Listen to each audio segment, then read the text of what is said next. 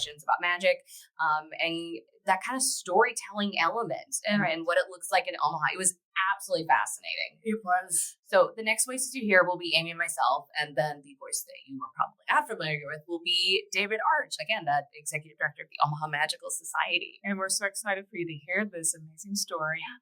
Take a listen.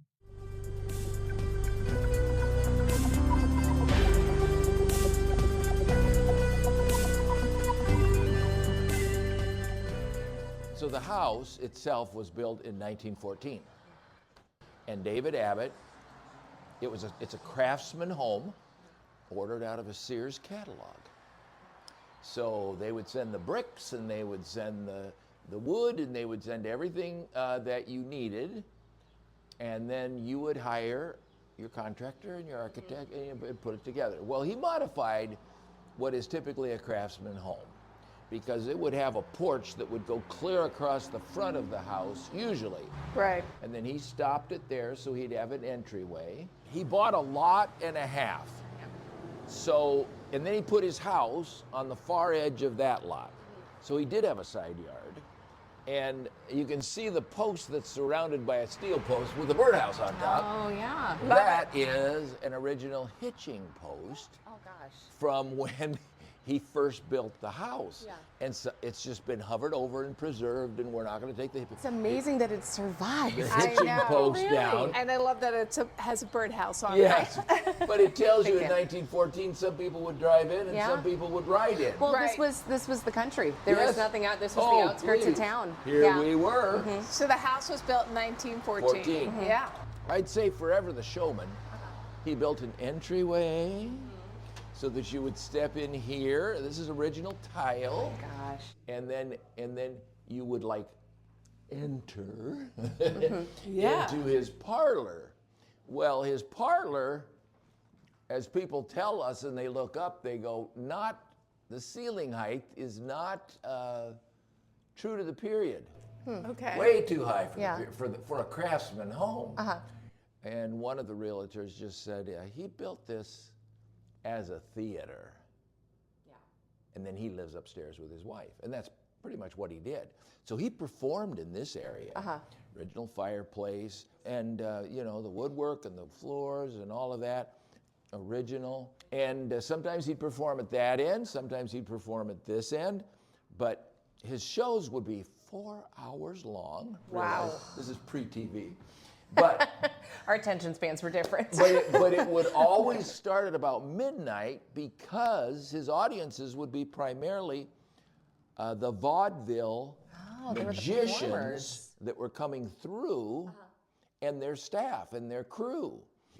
David Abbott was a banker by trade. This was his avocation. He was a performer, but more than that, he was an inventor.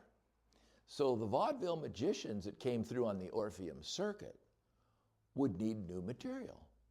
So they would forever stop here and say, what you working on? So it was a learning space. It was a Maybe learning workshop. space. Yeah. And David Abbott was the teacher. And he had this room, I'll show you pictures. He had this room rigged for many of his inventions, one of which was the floating ball. He invented the floating ball. And there's a picture of him in front of that window here, I'm sure staged, but floating his ball. Well, with the time of the house, and these are original fixtures here as well, there weren't rheostats. Well, when you're using thread, you don't want it bright light. So he would double wire each of these lights. This was his library. Books had a big deal in this story. It was purported that David Abbott wrote his inventions down, took pictures of him with his inventions, and there was a manuscript somewhere. We had a fellow, Walter Graham, who was a member of the club, and he somehow got it in himself to go knock on the door of the Schratz who lived here and said, have you seen a box that might have loose papers, that might have photographs? Well, Tiny was the wife's name, And she took him upstairs, and there was a cardboard box, and in there was this lost manuscript, and pictures and his writing and so on. He never got around to publishing it before his death. So Walter Graham, who owned Modern Litho in Omaha, took his instructions and published the book. He wanted to leave a legacy of the work that he had done on the tricks that he had invented. Yeah. And Keep him going. so Walter published this, and then Teller, who was always a big fan of David Abbott and his work, he came to town and said, Walter, I'd like to buy this from you. So he did. And then Teller went on to publish 2 volumes on David Abbott. So books have played a key part in preserving the historical significance of the house. Oh, yeah. So this was his library.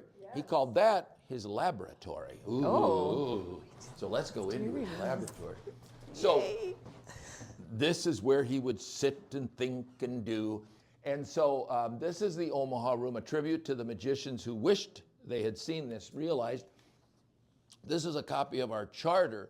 So the club in Omaha is the 7th club brought into the organization of the Society of American Magicians. So it was 1921 that we were brought in. And David Abbott was a charter member. And in that particular year, the president of the national organization was Houdini. Wow. So he signed That's so Isn't that wild? Yeah. he signed our charter. That's amazing. Yeah, That's He signed our amazing. charter. About 8 years ago, we donated 1,200 books we had to the UNO library, Yes. Oh, Which I have which seen. are now in their yes. rare book division. But the beautiful thing was, it's now in a climate control. Yes. It's preserved. And these are not as rare as Yeah. those. And they catalog them all, and there's an online, where you can search Love for it. all of this. And so that was key. But since that time, we've acquired about another 600 books. And so, well, here's a backstory. When We love a good backstory. when magicians pass away, Yes. spouses go, what the heck am I gonna do with all of this?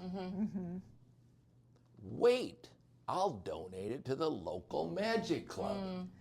Or to the library. Or to the library. That's right. Well, you get the same thing. Yes, we do. Yeah. This library, now what am I going to do? A whole wall full of books. What's going to happen? So anyway, so he had, because of his thread work, he had little eyelets all over that top molding. But this is the only one that remains, is right here. Oh, I was looking up there. There was a nail. There's one. That's the one that's been preserved for posterity.